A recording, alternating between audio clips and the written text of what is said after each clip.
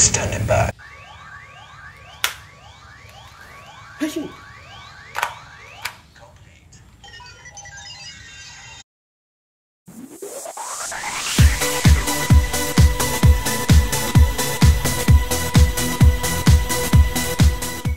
Hai semua, selamat datang ke YouTube channel SM Collector.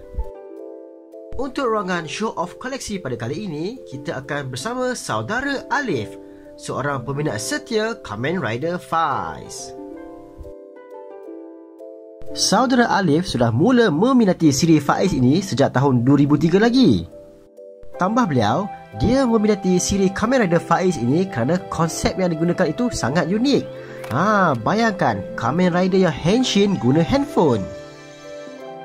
Walaupun Alif meminati siri Kamen Rider yang lain, tetapi koleksinya lebih fokus pada Kamen Rider Faiz. Cuba tengok, koleksi dia ni bukan biasa-biasa tau.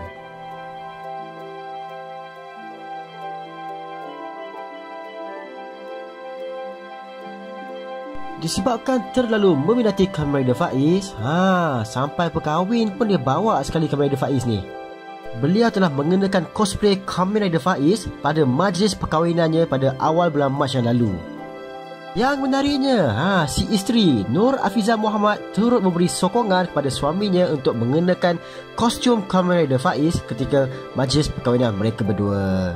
Memang henshin couple yang sweet. Okey, jom kita dengar ni ada nasihat sikit daripada saudara Alif kita. Kepada kolektor di luar sana, berhobilah secara baik dan jangan ada mendengki antara satu sama lain. Ya, betul. Tak perlu ada rasa perasaan dengki antara satu sama lain. Setiap koleksi yang anda ada, itu yang buatkan anda unik. Ribuan terima kasih diucapkan kepada saudara Alif kerana sudi berkongsi koleksi beliau dengan SM Collector.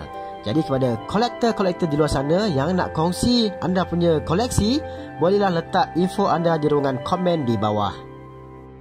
Sekian saja video kita pada kali ini. Berjumpa lagi di video yang seterusnya. Assalamualaikum. Bye-bye.